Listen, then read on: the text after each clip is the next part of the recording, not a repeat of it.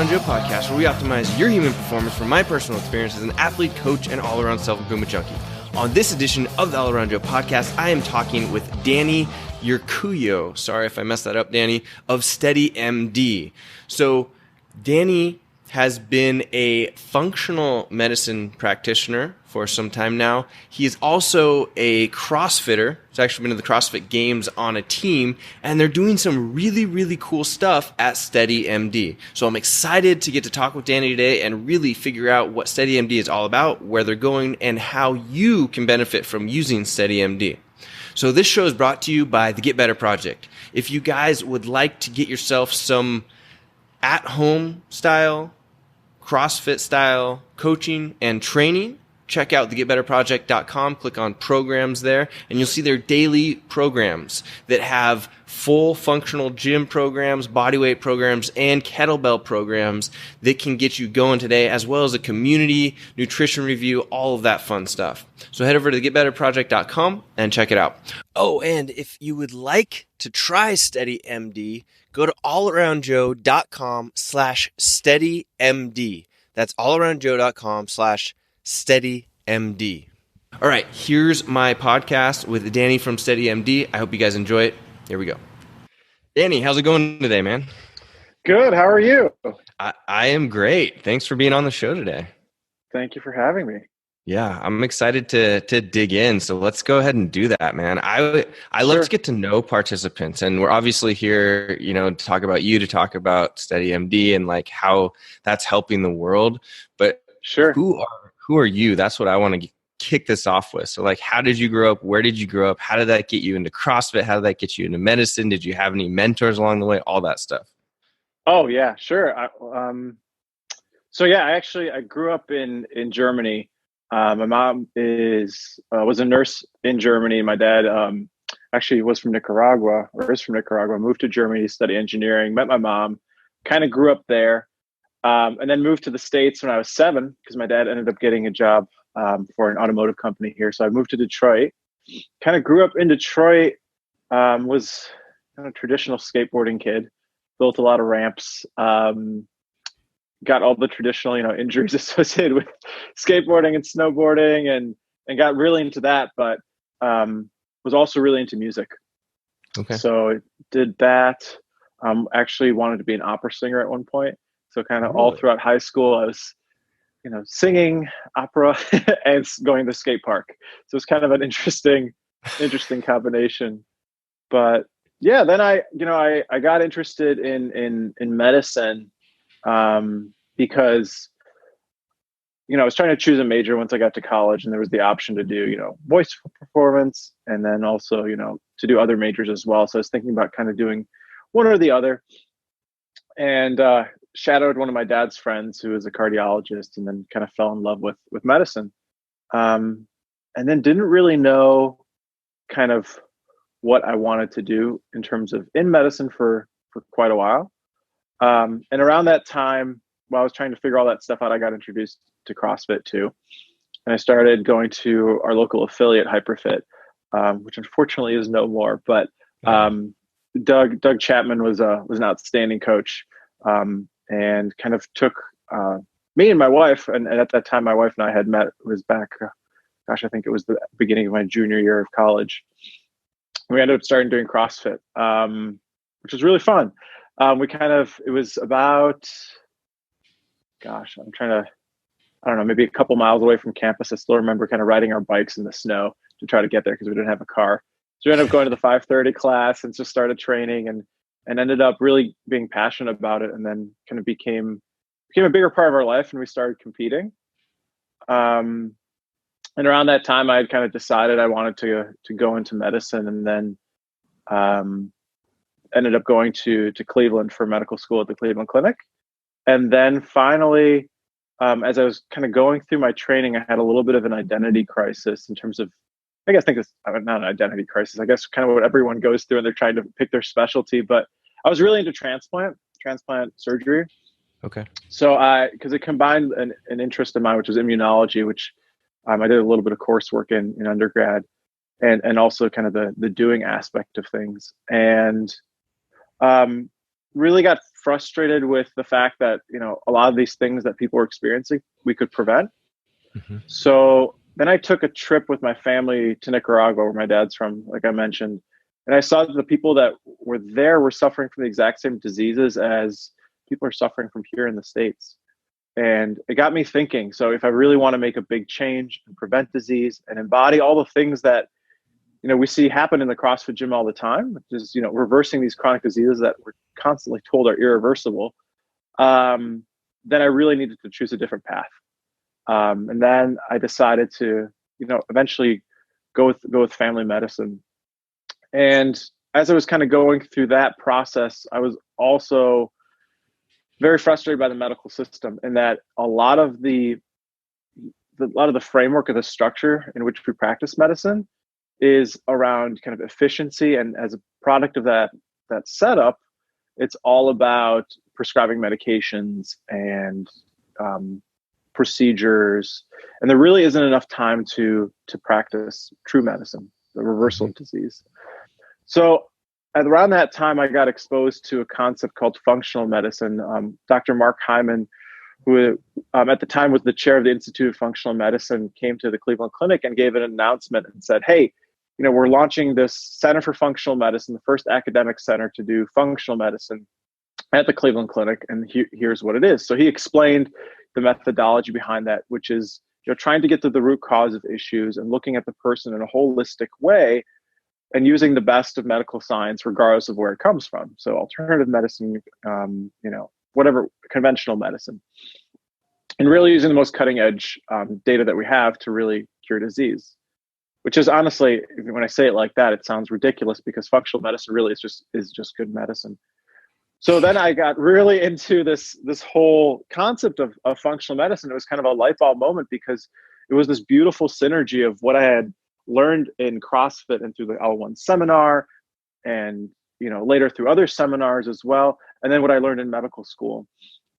So it provided me with these two amazing opportunities to express kind of what I had learned, through CrossFit and then through functional medicine. So then I started to practice kind of that style of care, even in residency, and I ended up going into family medicine residency. And then around that time, SteadyMD was actually looking for physicians and had reached out to Julie. And then Julie was at I think she was in her beginning of her first year. Maybe she was still in medical school. No, it was her first year, I think, of residency. And at that point, she wasn't quite in her training where she could see people independently yet. She said, oh, why don't you talk to my husband? So then I talked to them. They're like, hey, we want to set up a practice for CrossFit enthusiasts, for people to do functional fitness. And I said, okay, that sounds amazing. That's exactly what I want to do. So I ended up moonlighting for them when I was still a resident, and kind of helped them develop that practice. And now I'm graduated from residency, and I work for SteadyMD full time. I have an office, a brick and mortar office, as you can see here in Cleveland, Ohio, at Black Flag Athletics, which is our local CrossFit affiliate. So I see people virtually all over the country through the SteadyMD platform, and then local SteadyMD patients I see in person too. That's kind of where I am now. That's super cool. What made you want to be a doctor in the first place?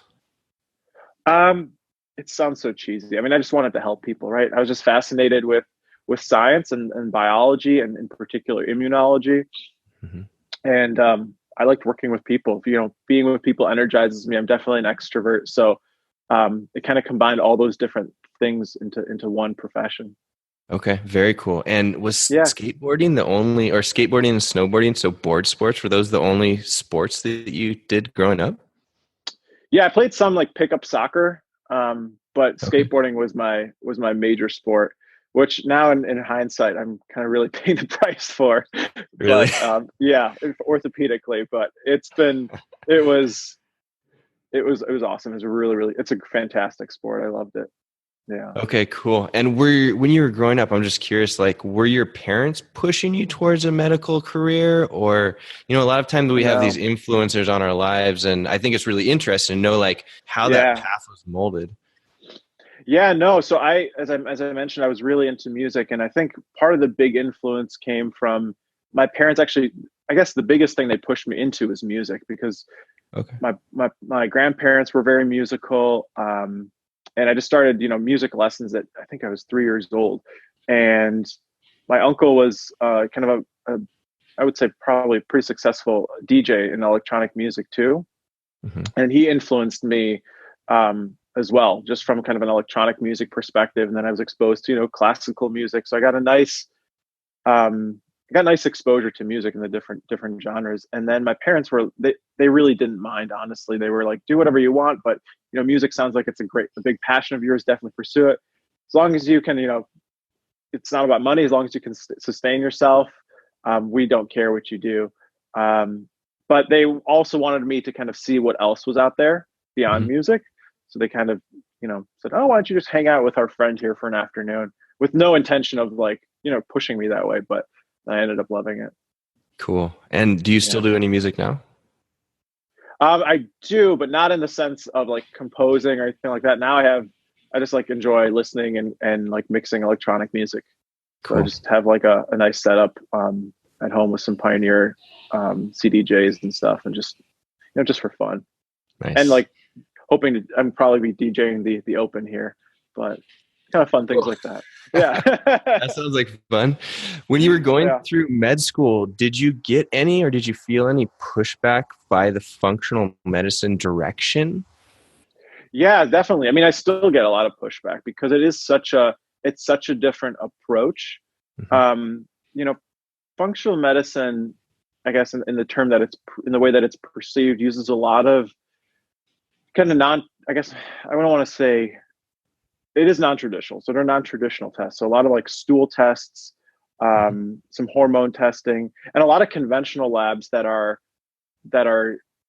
perceived or viewed at in a different way, like maybe with different reference ranges compared to conventional reference ranges. And that's, some people argue that there's not a lot of evidence, like randomized controlled trial, kind of standard medical research for this kind of thing.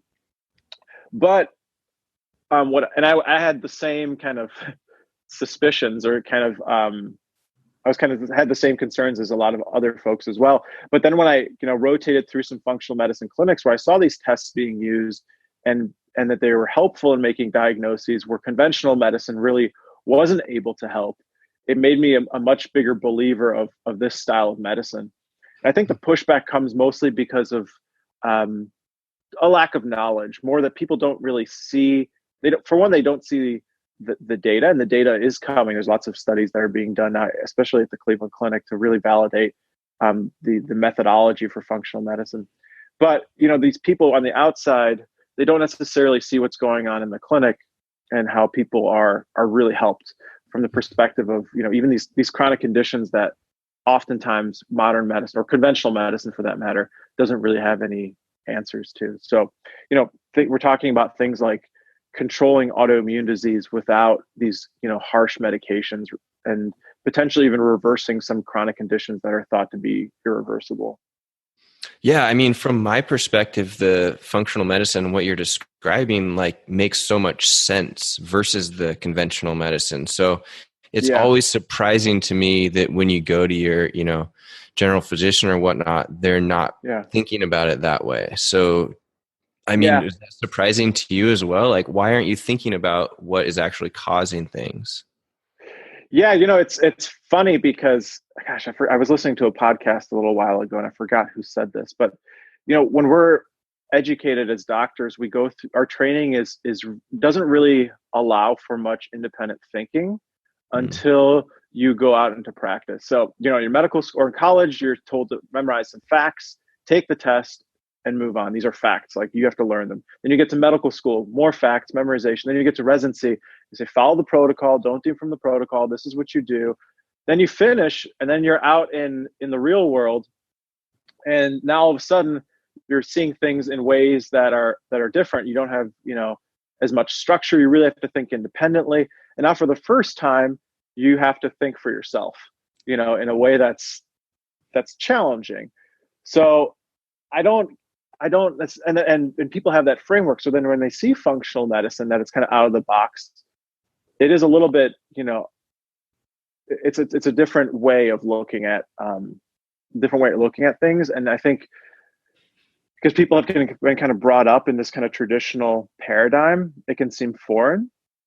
And functional medicine has not similar research that conventional medicine does, where you have these giant, well-funded studies that are just tweaking one variable and then seeing if that variable has an effect. Super nice to do for medications, right? It's the one thing that you can control. But when we're talking about functional medicine, we're talking about, addressing sleep, exercise, relationships, stress. And then we're also looking at your gut, making sure, that there's nothing else going on, that we're looking at hormone levels. So we're doing so many things at once, and then people end up getting better, right? Yeah. So then the pushback is often like, yeah, but you don't know what actually worked, But oftentimes the interventions in functional medicine are so low risk. And so it's like, well, I argue, sure, I'd like to know exactly what worked and what didn't work, but for now this works. And I'm not sure that I do need, a multi-million-dollar trial to figure out what exactly worked, so long as it works. Does that make sense? It does. And I resonate with everything that you're saying. So I think that it's fantastic, and really even more excited to have you on the show right now. So this is really cool, really cool stuff. So what exactly, how do you describe SteadyMD when somebody comes to your elevator pitch? Yeah. So I tell them it's having a relationship with a real relationship with a doctor who's really invested in your long-term health in a way that's completely virtual and accessible. So what SteadyMD really is, it's essentially having a primary care physician in your pocket. So the app, there's an app that you can text your doc. We have unlimited appointments, 1 hour long, initial intake visits, 30-minute follow-ups. And the idea is also to partner with a physician who practices a similar lifestyle. So, right, most of my patients are CrossFitters, so they understand. I mean, for goodness sake, I'm in a CrossFit affiliate, so they totally, we really jive well together from the perspective of lifestyle goals and kind of how they live their life too. So I tell people that's an element of a doctor-patient relationship that really, I think elevates the therapeutic relationship and the power of treatments, knowing that, the doctor understands your life, both from the perspective of doing the same sport, but then also has the time to get to know you. And so that I kind of explain all those different components, that it's digital, that there's a lot more time, that the doctor really understands your life and practices a similar lifestyle. And for most people, they are really, really excited about that. The only limitation, obviously, is that I can't do a physical exam, right? If I'm seeing somebody in California. So what we do is, I still encourage folks to have an in-person doctor that they can see in case of an emergency. Yep. Or if they have if they need a physical, maybe every couple of years, if they're generally healthy, might not be like might not be their best friend or share a similar perspective on health, but it's someone that they can get plugged into. And then I can kind of manage everything else. And a lot of the time, there's an issue too. I'll communicate with that doc on the ground, or if somebody goes to the ER, I'll call the ER ahead of time, give them a little rundown of what's going on. Mm-hmm. That way, there's a very nice longitudinal kind of relationship. Very cool. Did SteadyMD, were the founders tech people or doctors or both? They were tech, yeah. Okay. So tech people. So yeah. Go ahead. Oh no, so it's kind of stemmed out of their desire to have a true relationship with a physician, rather than just seeing some random individual who might not share a similar lifestyle. I think that at the very core of SteadyMD is relationship. Is the relationship between a doc and a patient, and really using that to kind of drive not just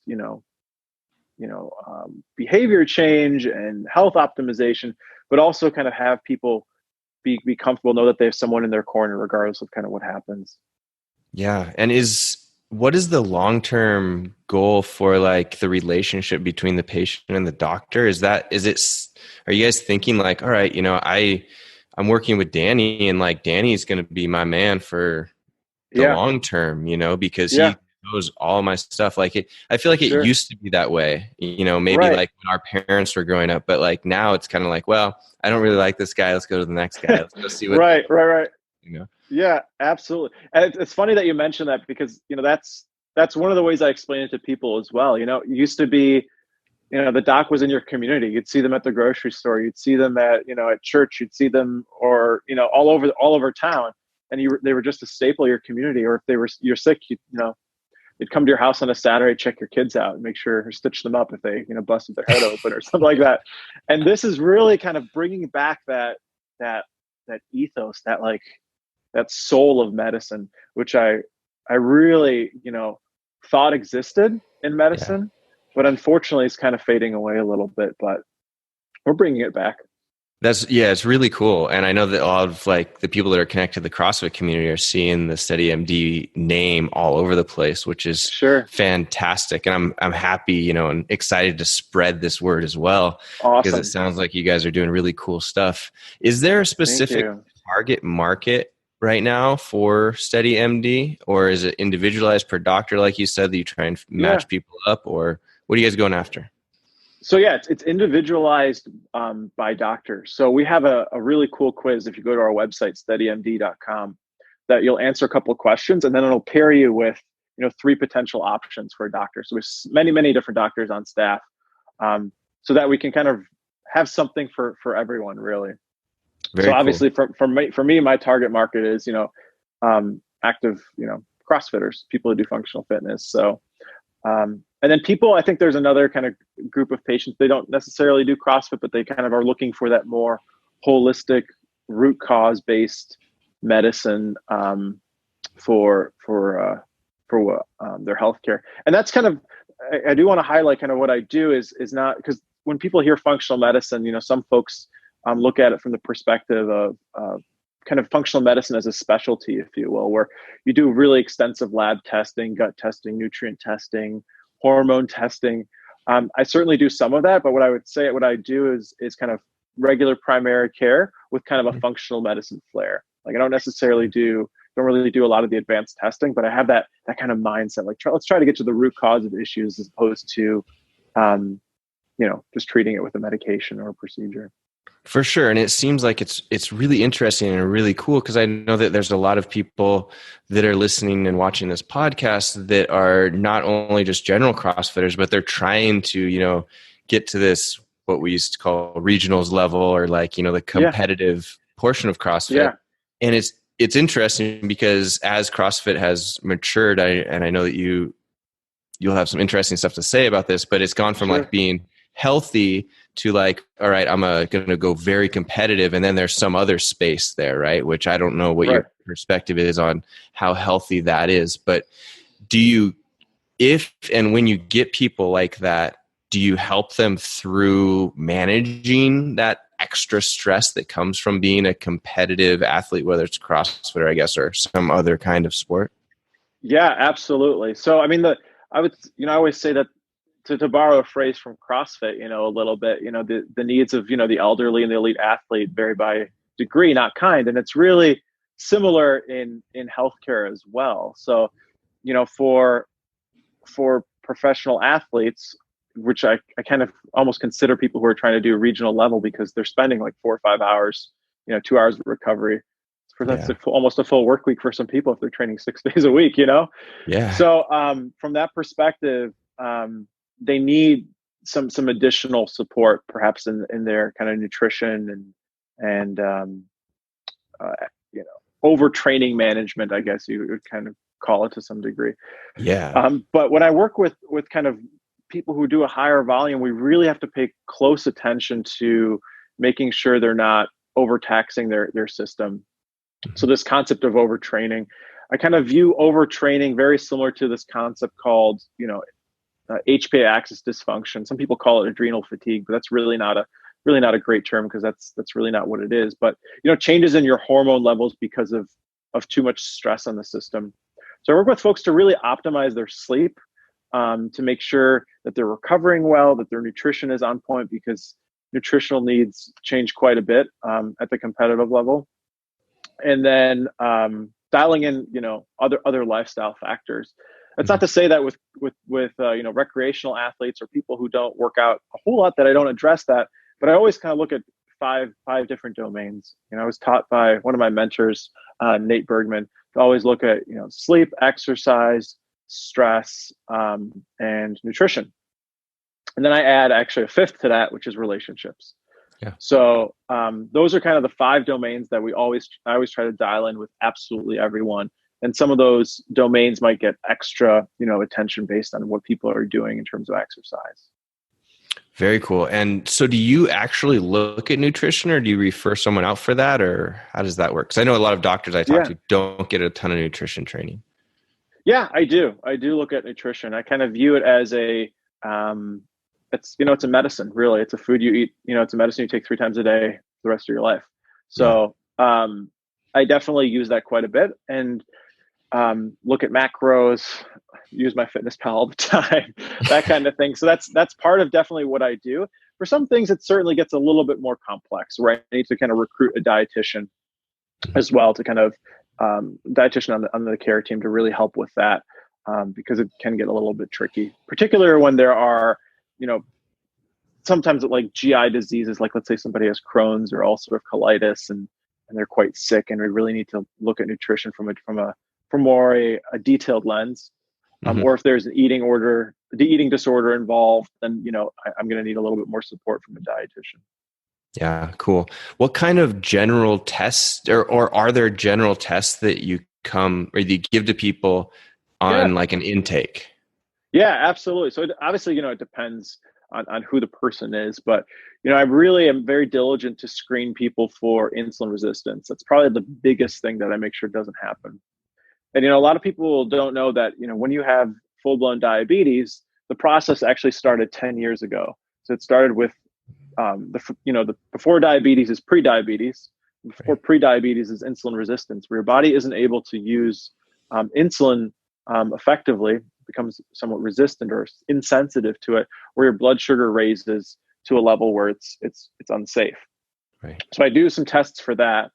And then also do a more detailed cholesterol panel for most folks, where you're actually looking at, the conventional cholesterol panel, where you have total cholesterol, triglycerides, LDL, HDL, kind of good and bad cholesterol, doesn't give you a complete picture.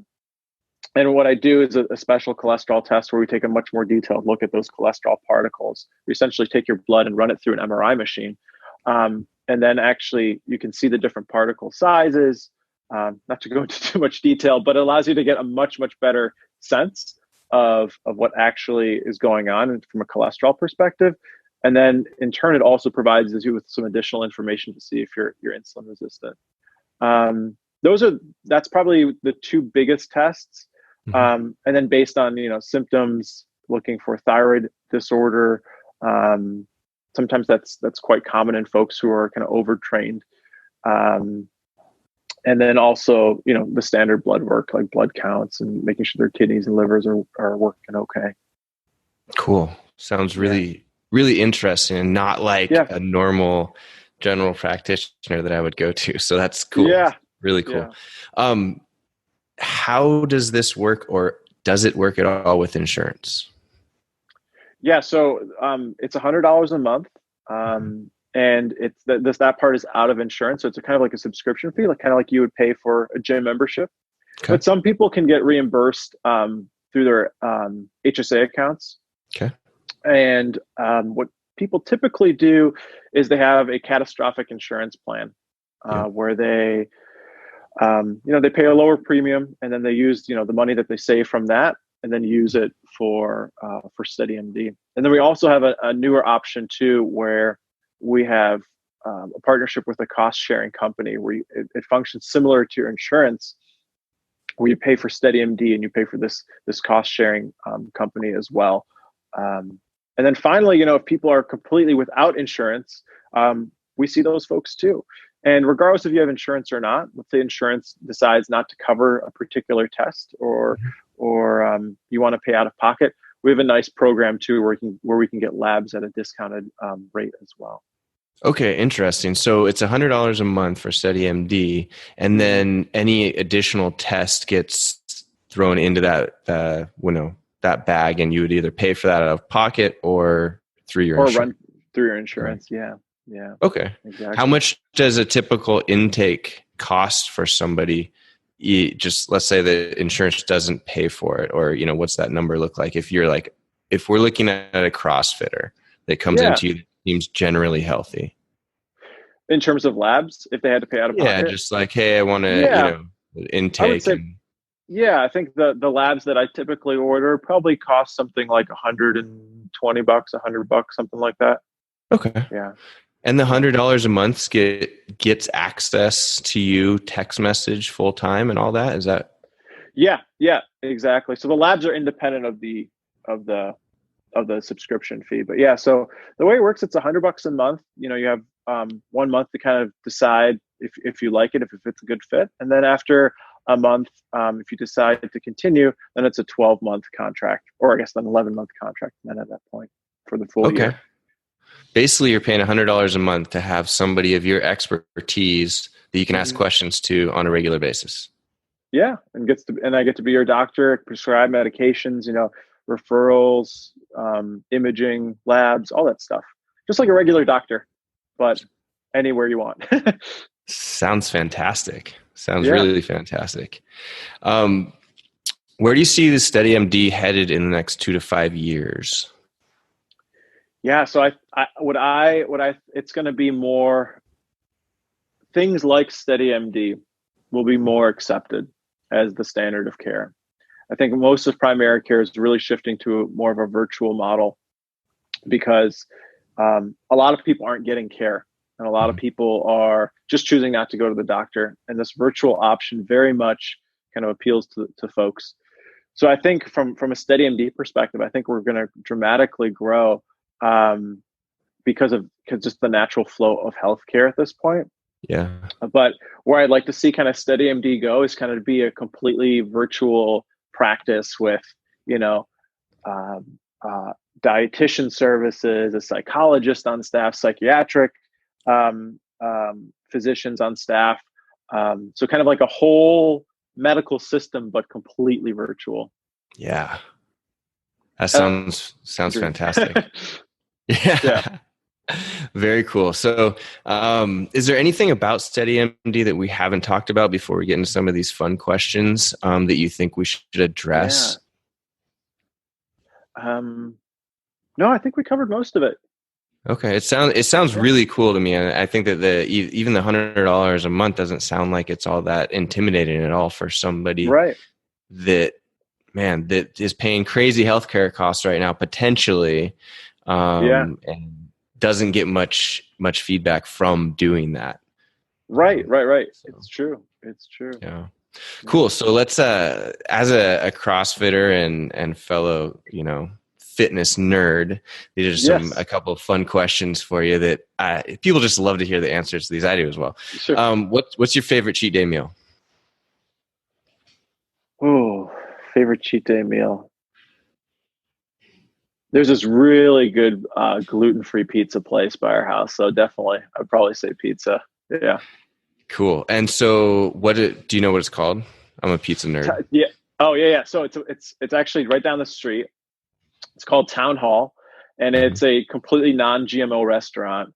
And they try to remove like as many inflammatory foods out of their menu as possible. Everything is just absolutely delicious and fresh.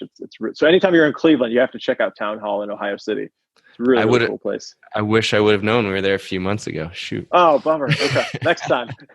Next time. Absolutely. Is it snowy there right now?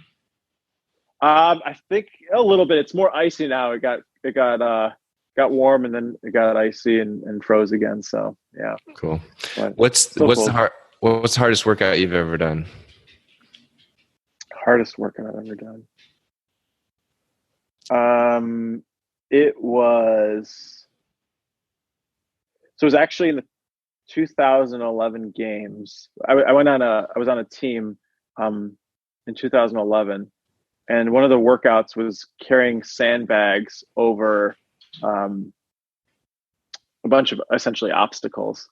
And I've never ever felt my legs burn that hard my entire life. And I think it was all the adrenaline. It was just like a I was in a totally different place, like in a totally different world. That was definitely the hardest workout I've ever done. Yeah. Nice. What are your current fitness goals? Just try to stay healthy at this point. So Okay. I had knee surgery recently, so I'm recovering from that because of a torn meniscus, kind of a chronic skateboarding injury that I've been rehabbing for like 10 years, and then finally kind of give way in the middle of a workout. So yeah, I want to, stay healthy and train and do that. As long as it stays fun, I'll probably end up doing a little bit more volume. See if I do masters, who knows? But right Yeah. now it's to stay healthy. Yeah. Very cool. And do you have a particular patient that signs up for SteadyMD and you're like, yes, this is my wheelhouse. I love working with this type of person. I mean, I don't know. I like, it's kind of a cop up, but I really like working with everyone. It's Okay. honestly, the rewarding part is that people are motivated and that they're wanting to make a change. That to me is so invigorating as a physician. So that's the biggest thing. Very cool. Yeah. And last question for you. Yeah. We have this pretty big issue right now in the United States and the world as a whole, if you want to bunch it together, of people being overweight and obese. And I ask this question to everybody because I feel like, I get to talk to a lot of really smart people. So it's cool. And maybe at some point, everybody's thoughts will merge together and we'll have a really big solution for this. But what do you think that yourself and SteadyMD need to be doing, or what do you think that we can do as a whole to help with this obese and overweight issue that we're dealing with? Yeah, it's a big question. Nobel Prize worthy if you figure it out. But I think it has to do with systems. Okay. To say that obesity is the result of a lack of willpower just isn't true. It's this mentality that I think is a little bit pervasive. It's really the system. So, for example, the food industry getting subsidized essentially by the government to produce really cheap, unhealthy food is a huge problem. Making kind of healthy food more accessible to everyone is critical from a very basic needs perspective, right? So if you get the main things in place, like I mentioned previously, exercise, sleep, stress, nutrition, and relationships, most disease gets quite a lot better or doesn't happen in the first place. So if we get these very basic things in place, nutrition being perhaps the single most important from a public health perspective, that's going to be critical. And then from a medical community perspective, really changing the mindset or the system from one that's of throughput of seeing people quickly to getting to developing relationships, to have time to actually practice medicine. Because when I talk about functional medicine, I'm not trying to kind of separate myself from conventional doctors. The functional medicine really is just good medicine. All doctors know how to practice functional medicine. They all want to get to the root cause, and they all learned it in medical school, right? These aren't new facts, but we're limited by time, by the system, by the pressures to produce, the pressures to get people through the system. That's really limiting kind of healthcare as a whole, not just from a perspective of obesity. So I think nutrition, changing kind of the way medicine is practiced to actually allowing more time. And then I think the other thing is really making sure that people are plugged into good communities. So, health behavior change and health in general happens in communities, right? So that people aren't in isolation. So having people, making sure people aren't lonely. There's a huge epidemic of loneliness, particularly in the elderly. Making sure that, people have folks that they can rely on, that they have stable families, that they have people that they can reach out to. These are the things that really make a big difference. And, obesity is just one manifestation of that, of these chronic diseases, I guess you would call them in society. It's kind of a, philosophical answer to the question about the obesity epidemic. But I think the question really, when you dig into it, and you peel it back, really highlights a lot of different things that are influencing the health of the country.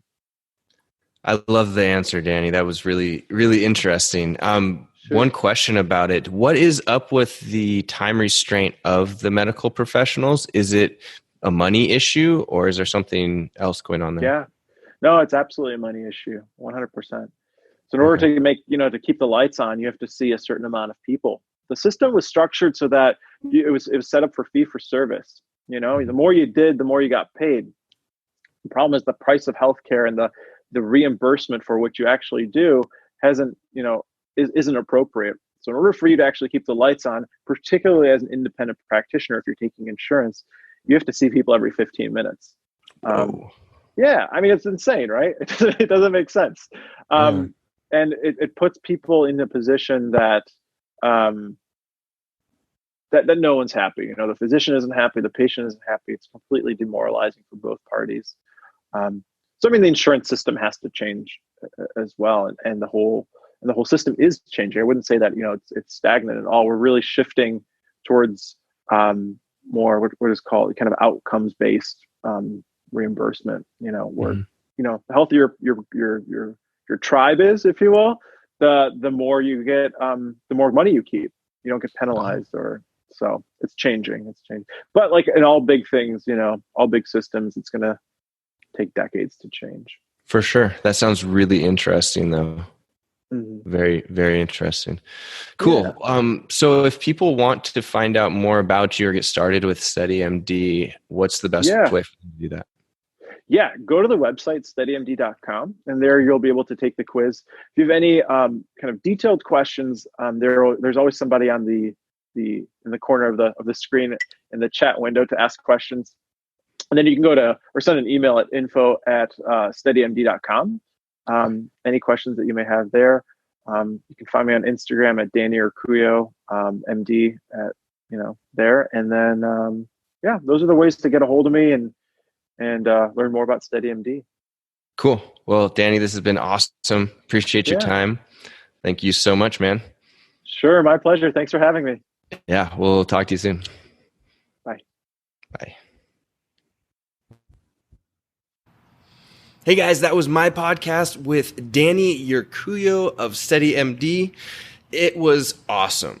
So I don't know about you guys, but I think what SteadyMD is doing and Dani is doing is absolutely groundbreaking, and it's exactly what the medical community needs and what we need as people that are needing the medical community. I mean, how cool is it to be able to talk with your doctor on a regular basis and have them help you to optimize your life or help you through some sort of illness that you have so simply without having to, make an appointment and go down the street and wait in line and all that stuff. I think this is fantastic, especially as somebody that wants to optimize and make sure that I am in peak shape at all times and keeping that in track.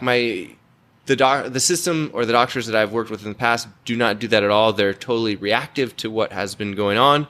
So this is super, super cool. I highly recommend you check out Dani at SteadyMD, especially if you're a CrossFit athlete. See if you can work with them. I know I will be doing that for sure.